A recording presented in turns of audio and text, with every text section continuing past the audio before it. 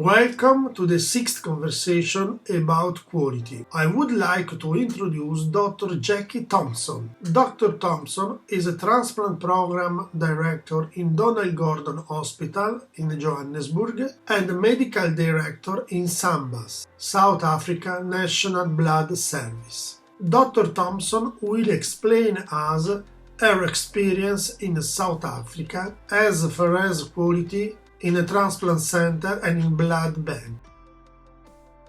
For me, the importance of quality in the situation that I work in South Africa is really to create a system that will prevent patients from being harmed and will improve patient outcome and improve collaboration between team members, because often in medicine, when we work together as a team, we do not always agree. So I think it's very important as doctors to agree upfront on what treatments they want to give patients and then follow those guidelines. The other thing that is really important about quality is the measuring part. If you don't measure, you simply don't know. And often you would say that the patient's outcome is really good, but you haven't measured the patient outcome, so you wouldn't know that the patient outcome is good or not. You measure yourself and you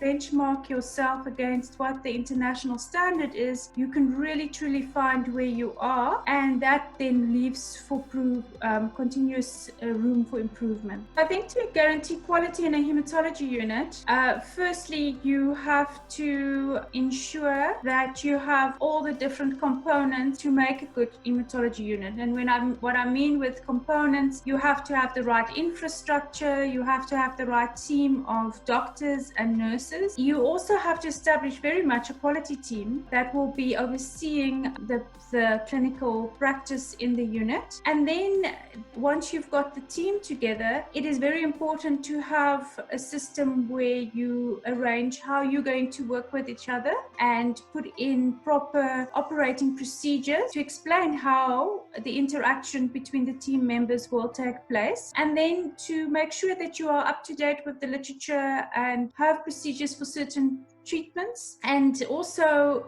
during this exercise, also to make sure that you speak to the other people in the team, like the dietitians, the pharmacists, the social workers, and then continuously monitor your patient outcome is really important. And it's very important to put a system in place that will do the monitoring, but also to put a system in place that where you can log occurrences, quality failures, adverse events, and then to act on those adverse events in real time or in timely manner. And then lastly, to do audits to make sure that you know that the systems that you have been putting in place are actually working for you and has the desired outcome, and that people are actually following the procedures that you've put in place. When I started with my transplant center, it was about 13 years ago. And initially when we started with the center, we had very few people working there. So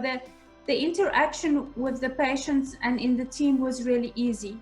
But as a transplant center grows and you start treating more and more patients, it is very important for a transplant center to have a quality system in place, because the communication is so important between the clinical team, the collection team, and the processing team. So when there's few patients, the communication is really easy. But when the process grows, the communication is very difficult, and if you don't have proper communication, then things can really go wrong when it comes to collection of the product and also processing of the product and reinfusion of the product. When we started with our transplant program, we had very good outcome. As the program grew, we realized that the outcome of the patients got worse. And when we implemented the quality system, actually the patient outcome improved. And this is basically worldwide phenomena, that if you implement a quality system in the transplant centers, your patient outcome will improve. And that was really for us a real life experience. It actually did happen. Patient outcome did improve.